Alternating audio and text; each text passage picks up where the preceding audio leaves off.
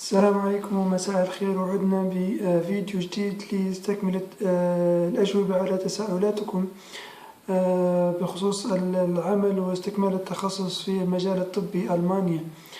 بالنسبة للتخصصات المرغوبة اللي يصلوا فيها على ألمانيا، أنا أعتبر كل التخصصات ممكن تكون مرغوبة.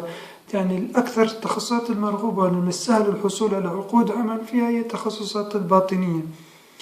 يعني تعتبر التخصصات الباطنية من أكثر التخصصات اللي موجودة فيها عقود عمل فاضية، وكذلك التخصصات الأمراض النفسية، وكذلك التخصصات يعني الجيرياترية المخصصة بالمسنين. بالنسبة للتخصصات الجراحية يعني ما نقولش إنها بالصعبة أو من المستحيل، يعني تقدر تلقى تخصصات في الجراحة العامة، في جراحة الأمعاء، في جراحة العظام. كذلك موجود أماكن شاغرة وعروض موجودة دائما بالإنترنت. يعني لو أنت كنت تبي حبيت التخصصات الدقيقة، يعني مثل تخصصات العيون، تخصصات الأنف والحنجرة، تخصصات حتى تخصصات النساء والولادة، هنا تعتبر في ألمانيا من التخصصات الصعبة.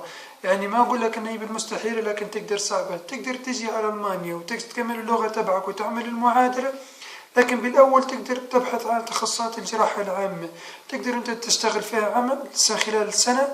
إن السنة هذه وأنت تشتغل بالمشفى تقدر تبحث وتراسل على السب سبيشاليتي اللي أنت محتاج لها، إذا كانت عيون، إذا كانت جراحة أوعية دموية، إذا كانت جراحة قلب، إذا كانت جراحة عمود فقري، إذا كانت جراحة مخ وأعصاب. يعني ما بتجي من أول مرة بتبحث على إجراءات نقول طب عيون ونجي نقول أنا بس نبحث على طب عيون. هذا تعتبر من الصعب جدا من أول مرة تحصل عقد عمل في طب العيون. يعني من الأسباب أول حاجة إن هي مرغوبة بين الأطباء، منافستها حتكون كثيرة. والشيء الآخر أن هي الأقسام العيون ما هي موجودة داخل المستشفيات، يعني في غالبية مستشفيات ألمانيا ما عندهم مستشفيات عيون. هذه تعتبر عيادات خارجية كيف عيادات الأسنان والأنف والأذن والحنجرة. هذا يقول لك أنت تكون من التخصصات الصعبة. بالنسبة للتساؤلات بخصوص طبيعة العمل في ألمانيا، أقول لك العمل في ألمانيا يعتبر متعب وقاسي مقارنة بالعمل في ليبيا. يعني ساعات الدوام الرسمية في ألمانيا تعتبر أكثر من 8 ساعات، هذا أقل شيء لو تكون متواجد 8 ساعات بالمستشفى.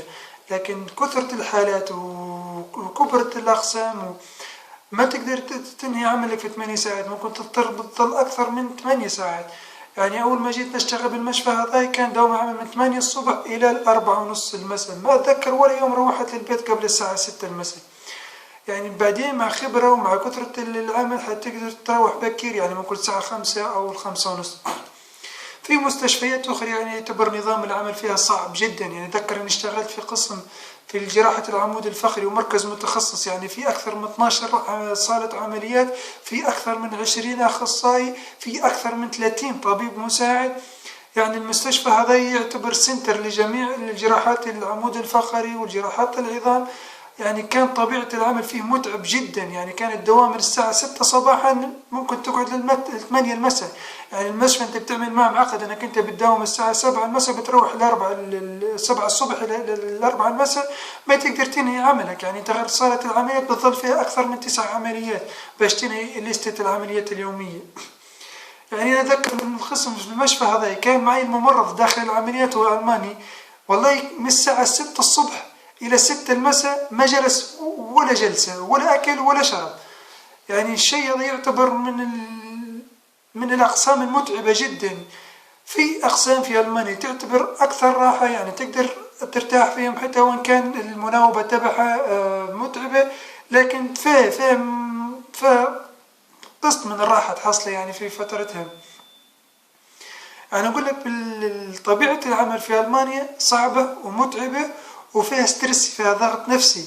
يعني خاصة لما تكون في الإسعاف، مثلا ذا المستشفى اللي يشتغل فينا في أثناء المناوبة تبعي حيكون مشرف على قسم الأعصاب بالكامل، وعندنا قسم على الدور الثاني وقسم على الدور الرابع، والاثنين يرد فيهم أكثر من 70 سرير و70 مريض.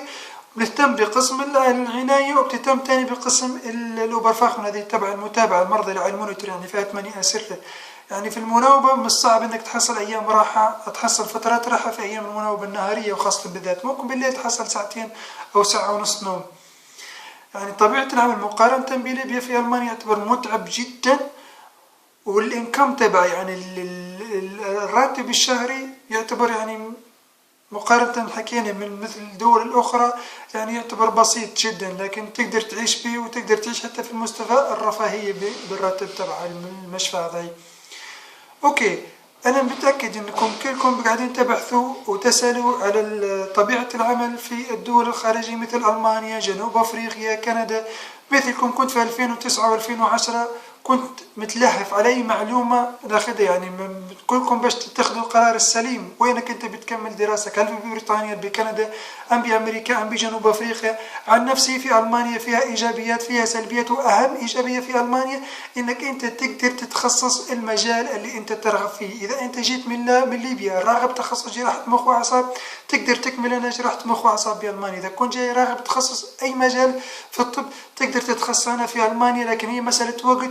والميزة الثانية في ألمانيا إنك أنت من أول ما تتم عقدك بالمستشفى يعني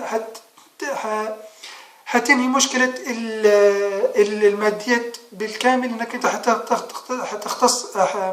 حتتحصل على راتب كل شهر، وحتكون المستشفى هو المكلف بتعليمك لنهاية تستكمل التخصص، مقارنة بالدول الأخرى زي جنوب أفريقيا أو أمريكا أو كندا. يعني صعب فيها أنك أنت تكون بالتخصص، وصعب فيها تاني المعيشة والمصاريف. الأسئلة الأخرى اللي بتسألني عن ألمانيا، طريقة وصولك إلى ألمانيا هذه تعتمد عليك أنت. بنحكي لك عن تجربتي أوكي، لكن ما أعتقد أن تمشي على غيري.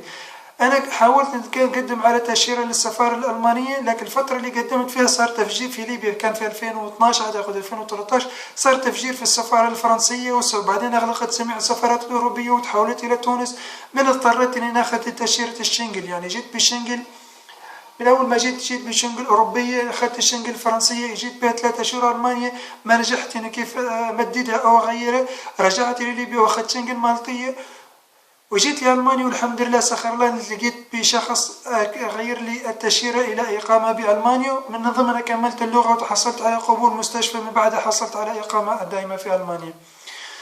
بالنسبة لي طريقة وصولك إلى ألمانيا، هل الوقت الحالي ما بعرف، يعني تقدر تسأل وتشوف تجارب الأطباء اللي من بعدي.